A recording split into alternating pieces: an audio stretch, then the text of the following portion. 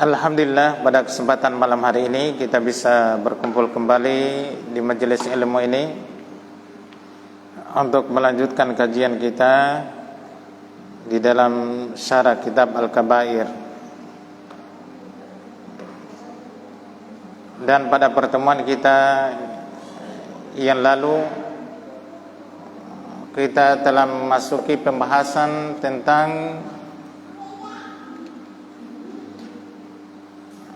Al-Muhsin wal-Musi, orang yang berbuat baik dan orang yang berbuat keburukan, kejelekan. Al-Muhsin, orang yang berbuat ihsan, itu dilipat gandakan kebaikan untuknya, ditambah, merupakan keutamaan dari Allah Subhanahu wa ta'ala dan dimuliakannya. Orang yang berbuat jelek atau keburukan, boleh jadi dia dimaafkan darinya, dan juga boleh jadi dibalas kejelekannya sesuai dengan atau semisal dengan kejelekan yang dia lakukan. Pelipat gandaan kebaikan bagi orang-orang yang berbuat ihsan itu adalah merupakan keutamaan dari Allah Subhanahu wa ta'ala, dan pembalasan kejelekan semisal dengan kejelekan itu adalah merupakan keadilan dari Allah Subhanahu wa ta'ala. Kemudian selanjutnya kata Syekh hafizahullah ta'ala, wa ta'atu qismani wajibatun wa mustahabbatun. Dan ketaatan itu terbagi dua. Ada yang hukumnya wajib dan ada yang hukumnya sunnah. Ini ketaatan. Ada yang hukumnya wajib dan ada yang hukumnya sunnah. Al-wajibu ma yusabu fa'iluhu wa yu'aqabu tarikuhu, wal mustahabbu ma yusabu fa'iluhu wa la yu'aqabu tarikuhu. Kemudian yang wajib itu amalan yang pelakunya diberikan ganjaran kebaikan, pahala, dan disiksa orang yang meninggalkannya, dihukum orang yang meninggalkannya. Itu kalau wajib. Jadi kalau suatu amalan itu hukumnya wajib, maka diberikan ganjaran kebaikan bagi orang yang melakukannya, tapi dia dihukum, disiksa bagi orang yang meninggalkan kewajiban itu. Adapun mustahab yang sunnah, amalan yang pelakunya itu diberi ganjaran kebaikan, pahala, dan orang yang meninggalkannya tidak dihukum, tidak berdosa. Ini istilah wajib dan mustahab.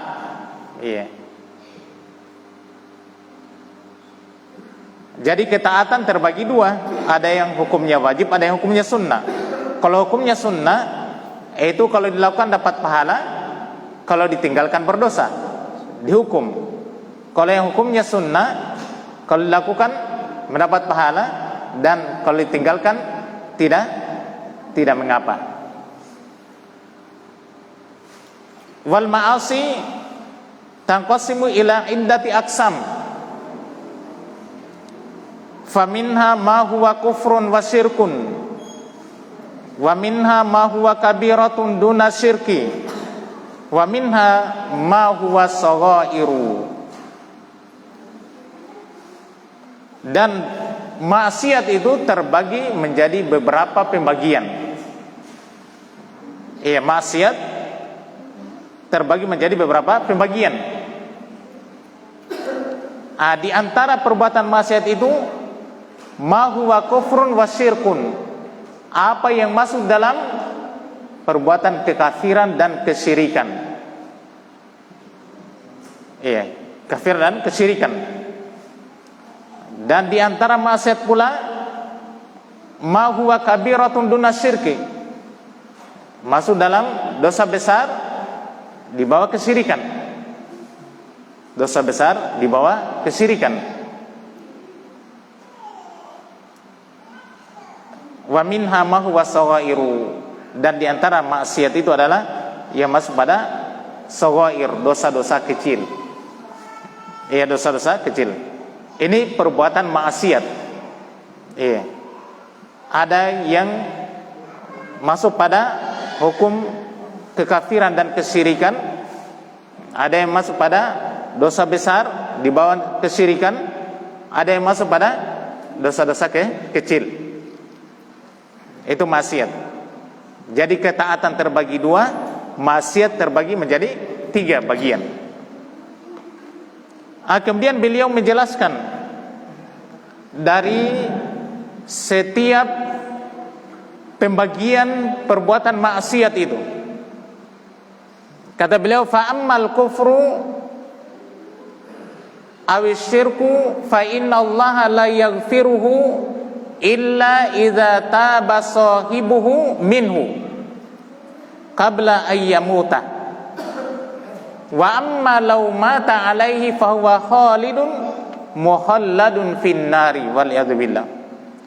Qala subhanahu wa ta'ala, innallaha la yaghfiru ayyushraka bihi. Sekarang beliau menjelaskan yang pertama dari perbuatan maksiat. Maka adapun kekufuran atau kesyirikan, maka sesungguhnya Allah tidak akan mengampuninya kecuali apabila pelakunya bertaubat darinya sebelum meninggal. Iya, sebelum meninggal. Jadi kalau perbuatan kekufuran dan kesyirikan, Allah Subhanahu wa ta'ala tidak akan mengampuni dosa tersebut kecuali pelakunya bertaubat sebelum meninggalnya. Kalau dia tidak bertaubat berarti apa? Tidak terampuni dosa kekufuran dan kesyirikan tersebut. Tidak akan terampuni. Adapun kalau dia meninggal, iya, di atas kesyirikan tersebut atau kekufuran tersebut, fahuwa khalidun mukhalladun finnar, maka dia kekal lagi dikekalkan di dalam neraka waliyadzubillah. Kalau ini al-kufrul akbar dan asyirkul akbar. Iya, hukum kekal dikekalkan dalam neraka itu perbuatan kekafiran besar, perbuatan kesyirikan besar yang mengeluarkan pelakunya dari agama. Iya, ia mengeluarkan pelakunya dari agama. Adapun al-kufrul asghar, kufur kecil, iya, atau asyirkul asghar, syirik kecil, ini tidak mengekalkan pelakunya di dalam neraka. Jadi berarti yang beliau bahas di sini berkaitan dengan kufur besar dan syirik besar, yang mana Allah Subhanahu wa ta'ala telah berfirman dalam surah An-Nisa ayat yang ke-48, innallaha la yaghfiru ayyushraka bihi, sesungguhnya Allah Subhanahu wa ta'ala tidak akan mengampuni dosa kesyirikan. Iya, Allah Subhanahu wa ta'ala tidak mengampuni dosa kesyirikan. Ini dosa syirik yang pelakunya meninggal di atas dosa kesyirikan itu, tidak bertaubat selama dia hidup sampai meninggal. Maka dosa ini tidak diampuni oleh Allah Subhanahu wa ta'ala. Kalau dosa syirik besar atau kufur akbar, kekal dalam neraka. Tapi kalau syirik kecil, iya, kekafiran kecil, itu tidaklah kekal di dalam neraka. Ini yang pertama. Maksiat yang pertama apa itu? Asyirku wal kufru. Maksiat yang kedua, ammal kabairu allati duna syirki fahiya tahtal masyiati insyaallahu ghufira li sahibihi wa insya'a adzabahu, atau insyaallahu ghafara li sahibihi wa insya'a adzabahu. Qala ta'ala innallaha la yaghfiru ayyushraka bihi wa yaghfiru ma duna dzalika liman yasha. Sekarang kabair di bawah dosa syirik. Adapun kabair, dosa-dosa besar selain dosa syirik, maka dia itu tahtal masyiah. Dia itu di bawah kehendak Allah. Bagaimana di bawah kehendak Allah itu? Insyaallahu ghafara li sahibi. Jika Allah Subhanahu wa taala, maka Allah ampuni bagi pelakunya. Wa insya'a azabahu, dan jika Allah menghendaki, Allah menyiksanya. Ini berkaitan dengan apa? Dosa-dosa besar selain syirik. Iya. Membunuh, iya. Riba dan lain sebagainya dari dosa selain syirik. Jika Allah kehendaki, maka Allah siksa dia. Jika Allah kehendaki, Allah ampuni. Ini namanya tahtal masyiah, di bawah kehendak Allah Subhanahu wa taala. Kalau dosa kekufuran tadi dan dosa kesyirikan, itu tidak diampuni dia. Tidak diampuni oleh Allah Subhanahu wa taala.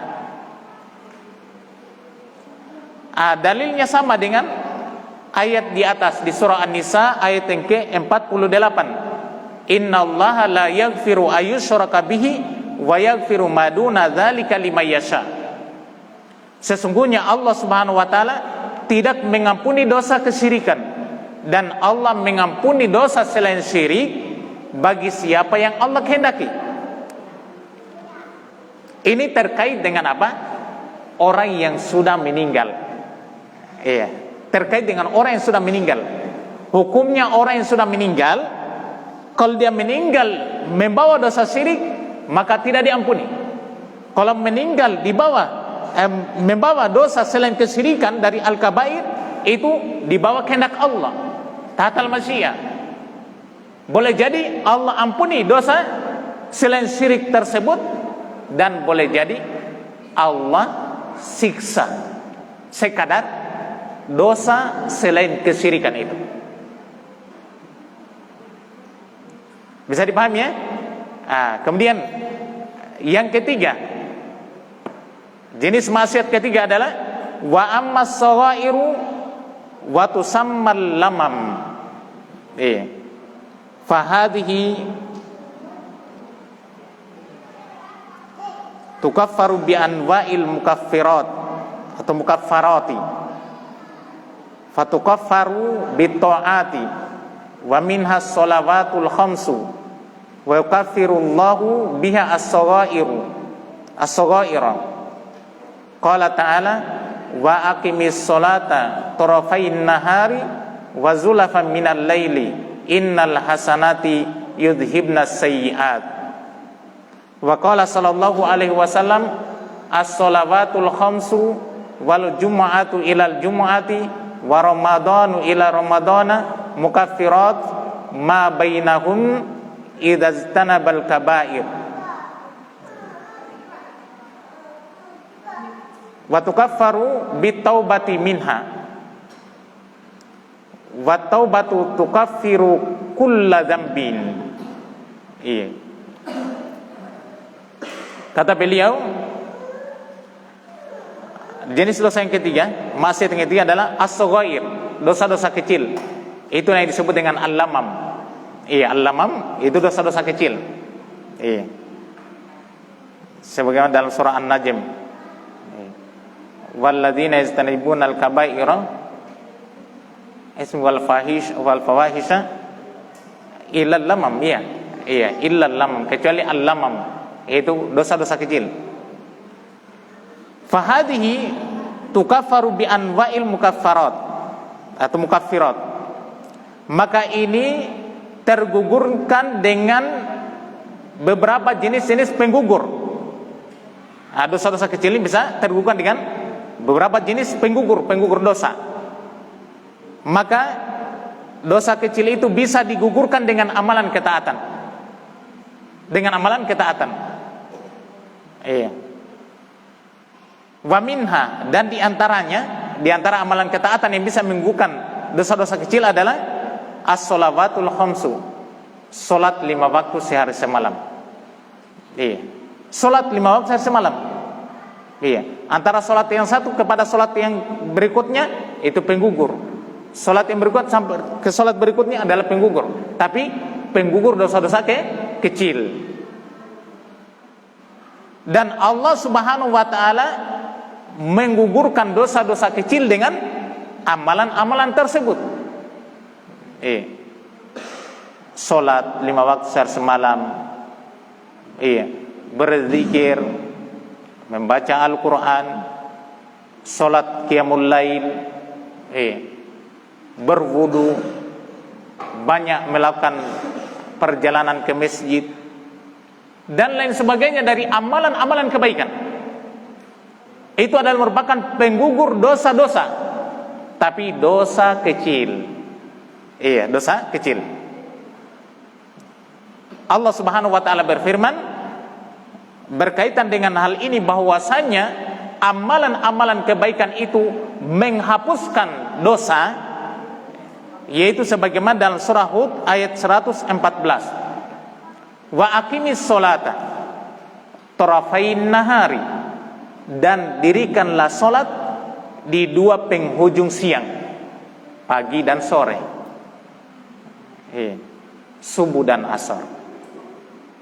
Wa zulafan minal laili, dan bagian atau saat dari malam hari, maghrib dan subuh, maghrib isya. Innal hasanati yudhibna sayyiat, sesungguhnya al-hasanat itu amalan-amalan kebaikan, yudhibna, itu kan menghilangkan, melenyapkan as-sayyiat, kejelekan-kejelekan. Demikian pula datang di dalam hadis yang diriwayatkan oleh Imam Muslim dari sahabat Abu Hurairah radhiyallahu taala anhu, Rasulullah sallallahu alaihi wasallam bersabda, as-sholawatul khamsu, salat 5 waktu sehari semalam, wal jumu'atu ilal jum'ati, Jumat yang satu menuju Jumat berikutnya, wa ramadanu ila ramadana, Ramadan yang satu menuju Ramadan berikutnya, mukaffirat, adalah penggugur dosa. Ma bainahunna, apa yang ada di antara keduanya. Idajtanabal kaba'ira, apabila dia meninggalkan dosa-dosa besar. Perhatikan di sini ada qaid, batasan. Jadi salat 5 waktu sehari semalam, Jumat yang satu menuju Jumat berikutnya, Ramadan yang satu menuju Ramadan berikutnya, umrah yang satu menuju umrah berikutnya, haji yang satu menuju haji yang berikutnya, dan seterusnya. Itu penggugur dosa. Tapi apa? Apabila dia meninggalkan kabair, dosa besar, menunjukkan bahwa amalan-amalan kebaikan yang menggugurkan dosa itu, dosa yang digugurkan adalah dosa-dosa kecil. Dosa-dosa kecil. Adapun dosa besar, dia tergugurkan dengan taubat dan istighfar kepada Allah Subhanahu wa taala. Jadi diperhatikan ini. Dosa-dosa kecil, kan maksiat yang kedua yang sekarang kita bahas, ketiga, yaitu dosa kecil. Maka dosa-dosa kecil ini tergugurkan dengan berbagai amalan-amalan kebaikan. Iya, berbagai amal-amalan kebaikan. Demikian pula musibah, bala, itu semua adalah penggugur dosa. Iya. Lapar. Iya. Lagi influenza. Luka. Kecelakaan. Itu semuanya penggugur dosa. Kesedihan, kegundahan, penggugur dosa semuanya. Iya. Sampai duri pun yang menusuk kakinya, itu penggugur dosa. Bahkan disebutkan dalam hadis, jika mengangkat sesuatu, batu misalnya, berbekas di tangannya dan terasa sakit, penggugur dosa juga. Penggugur dosa. Tapi dosa kecil, bukan dosa besar. Adapun dosa besar, dia dengan taubat kepada Allah Subhanahu wa taala. Dan inilah yang dikuatkan oleh Imam Al-Haramain. Dan para ulama yang lainnya. Yang dikuatkan bahwasanya amalan-amalan kebaikan itu menggugurkan dosa, tapi dosa kecil, bukan dosa besar. Adapun dosa besar itu tergugurkan dengan kabair, dengan taubat dan istighfar kepada Allah Subhanahu wa taala. Adapun kalau misalnya dosa-dosa kecilnya sudah terhapus semuanya dan sisa dosa besar, dia melakukan amalan kebaikan, maka Imam An-Nawawi rahimahullah taala, semoga amalan-amalan kebaikannya itu meringankan dosa besarnya. Jadi dia meringankan, bukan menghapuskan.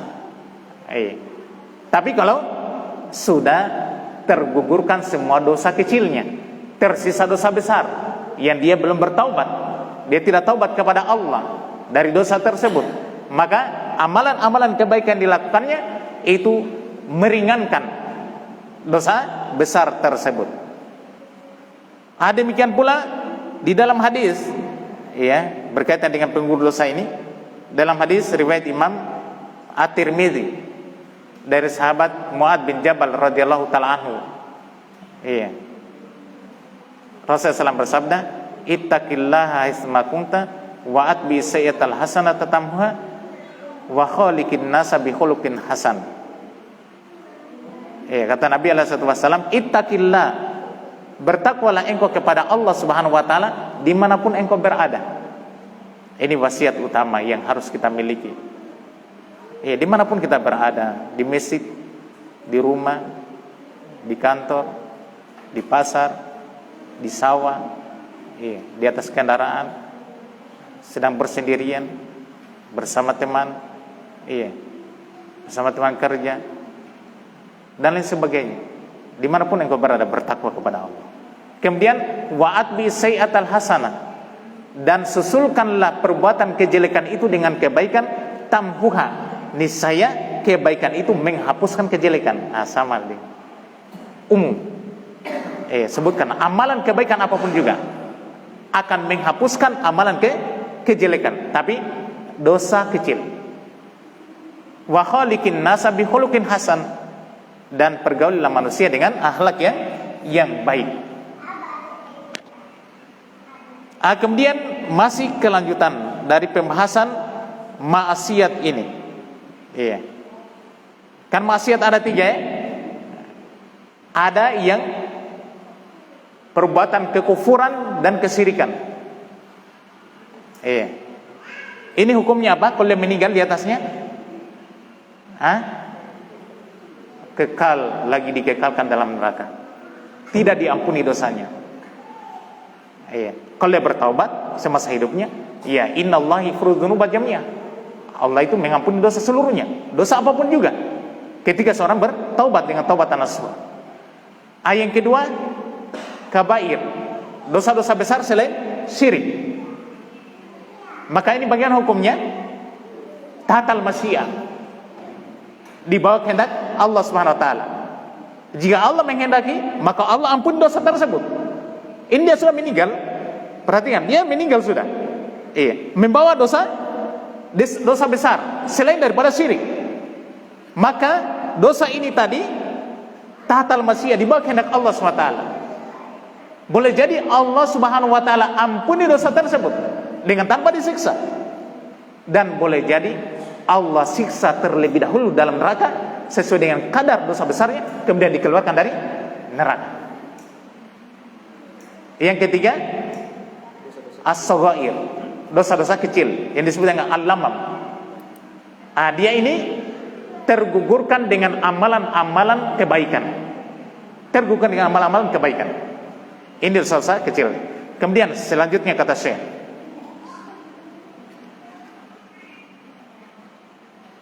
wa tukaffaru bitaubati minha, dan digugurkannya dengan taubat dari amalan itu, bertaubat dari amalan tersebut. Wa taubatu tukaffiru kulla dzambin, dan taubat itu menggugurkan seluruh dosa. Jadi kalau taubat, istighfar itu menggugurkan seluruh dosa, dosa apapun juga. Tapi kalau amalan-amalan yang lainnya, itu yang dia gugurkan adalah hanya dosa kecil saja. Kemudian selanjutnya kata Syekh, laqad hasallahu ala taubati wal istighfari wa huma mimma yumhi bihi adzunuba wa in kanat kabiratan aw kanat kufran aw syirkan wa man taba wa aslahal amala fa innallaha yatubu alaihi wa babu taubati maftuhun fil laili wan nahar. Qala sallallahu alaihi wasallam, innallaha yaqbalu taubatal abdi ma lam yuwarhir. Kata beliau, dan sungguh Allah Subhanahu wa taala memberikan anjuran. Allah SWT memberikan anjuran untuk bertaubat dan beristighfar. Betapa banyak dalam Al-Quran ayat-ayat tentang anjuran, perintah untuk bertaubat. Ya ayyuhalladzina amanu tubu ilallahi taubatan nasuha. Dalam surah At-Tahrim, wahai orang-orang yang beriman, bertaubatlah kalian kepada Allah dengan taubat yang nasuha, sebenarnya taubat. Ini orang yang beriman, ya, yang diperintah orang yang beriman, menunjukkan bahasanya tidak ada seorang pun juga yang lepas dari dosa. Tidak ada seorang pun yang lepas dari dosa. Tubu ilallah, perintahnya kepada orang yang beriman. Wa tubu ilallahi ayyuhal mu'minun la'allakum tuflihun. Allah berfirman, dan bertaubatlah kalian kepada Allah, wahai orang-orang yang beriman, la'allakum tuflihun, agar kalian beruntung. Anjuran dari Allah SWT untuk bertaubat. Istighfar lebih banyak lagi. Datang juga dari Nabi SAW. Ya ayuhan nas tubu ilallahi wastaghfiruhu fa inni atubu ilallahi fil yawmi atamarrah. Dalam hadis riwayat Imam Muslim, Rasulullah SAW bersabda, wahai sekalian manusia, bertaubatlah kalian kepada Allah dan beristighfarlah kalian kepada Allah. Fa inni atubu ilallahi fil yaumi mi'ata marrah. Sesungguhnya sesungguhnya saya bertaubat kepada Allah SWT di setiap harinya 100 kali. Anjuran untuk bertaubat, beristighfar kepada Allah Subhanahu wa taala. Wa huma mimma yumhi bihi dzunuba. Keduanya, apa keduanya maksudnya?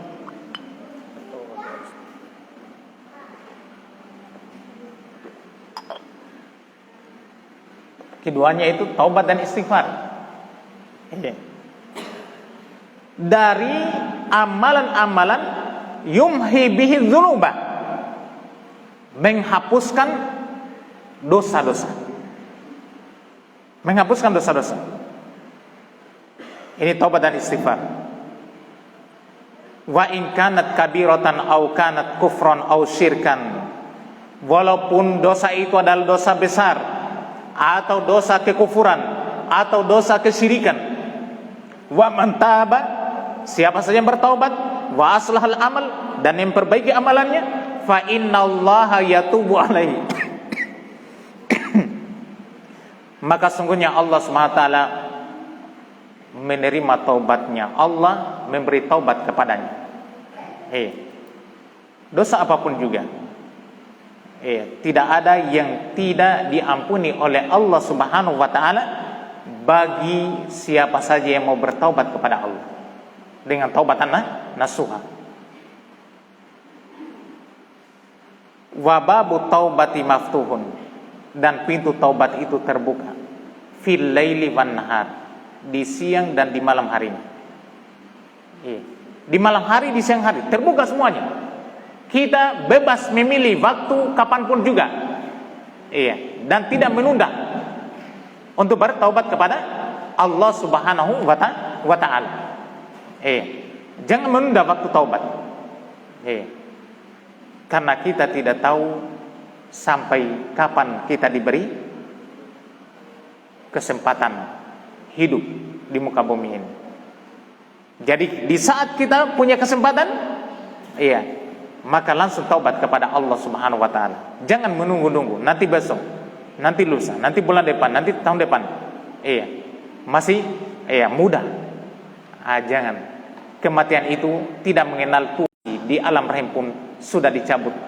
Tapi dia tidak diberi kesempatan hidup di muka bumi, sudah dicabut oleh Allah Subhanahu wa taala sebelum dia terlahir di muka bumi. Jadi bukan nanti masa tua baru mau dicabut ruhnya, tidak. Kapan dan di mana saja, tatkala ajal sudah datang.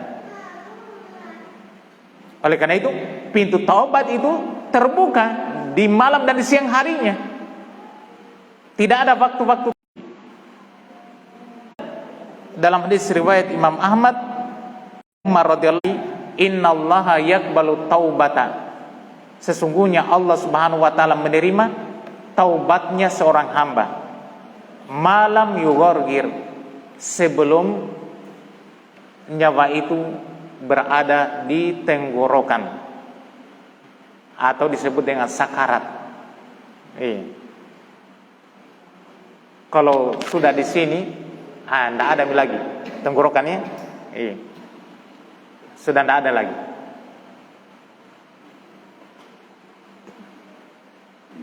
Ini waktunya, siang dan malamnya silakan bertaubat. Sebelum apa? Ruh nyawa itu sebelum berada di tenggorokan, belum sampai di tenggorokan. Wa huwa kadzalika maftuhun ila an tatlu asy-syams min maghribiha, dan demikian pula taubat itu tetap terbuka sampai terbitnya matahari dari sebelah barat. Artinya sampai di sini sebelum terbitnya matahari dari sebelah tenggelamnya. Kalau sekarang kan matahari terbit dari mana? Dari sebelah timur. Dari sebelah timur. Tenggelam di sebelah barat kalau kita sini. Jadi taubat itu masih tetap terbuka selama matahari itu belum terbit di sebelah tenggelamnya. Belum terbit di sebelah tenggelamnya, yaitu belum terbit sebelah barat. Karena kalau sudah terbit di sebelah barat, maka itu sudah qiyamatul kubra, sudah kiamat besar, dan tidak ada lagi waktu bertaubat di saat itu. Berarti apa di sini? Berarti di sini saya menjelaskan tentang waktu taubat untuk orang per orang dan untuk manusia secara umum. Kalau untuk orang per orang, taubat itu diterima selama ruhnya belum sampai di tenggorokan. Untuk manusia secara umum, taubat itu diterima untuk mereka selama matahari belum terbit dari sebelah tenggelam. Ini masuk di dalam syarat diterimanya taubat. Syarat diterimanya taubat yang kelima. Ada berapa syarat diterima taubat? Ada 5. Kalau dosanya itu berkaitan dengan Allah semata.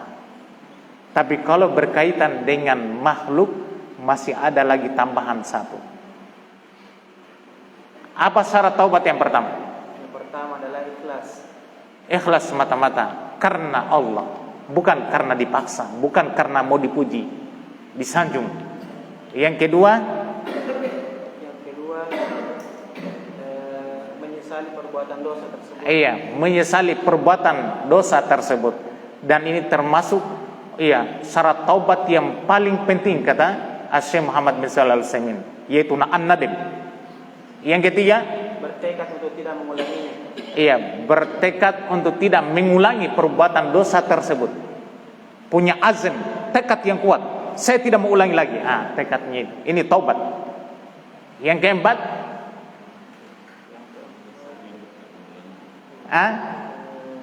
menyesali perbuatan dosa. kedua itu tadi.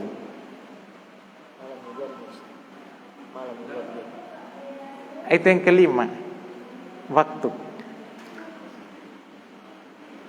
Al-iqla'u anizambi, melepaskan dirinya dari perbuatan dosa itu. Jadi ikhlas, an-nadim, menyesali, kemudian bertekad, berazam untuk tidak mengulangi lagi, kemudian al-iqla', yaitu melepaskan diri dari perbuatan dosa itu. Maksudnya apa di sini? Melepaskan diri dari perbuatan dosa itu, kalau biasanya dia melakukan ghibah, melepaskan dirinya itu artinya dia tinggalkan sudah.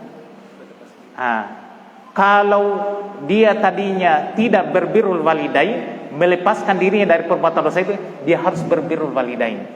Ya, kalau tadinya dia tidak sholat, melepaskan dirinya dari perbuatan tidak sholat itu, dia harus sholat. Itu namanya al-iqla'u anizam. Barulah yang kelima ini yang disebutkan di sini. Bertaubat masih dalam waktu diterima taubat. Ada yang secara khusus untuk orang per orang, dan ada untuk secara umum, yaitu seluruh umat manusia. Semuanya tidak diterima taubatnya kalau sudah matahari terbit dari sebelah tenggelamnya. Masuk waktu. Iya, baik. Kemudian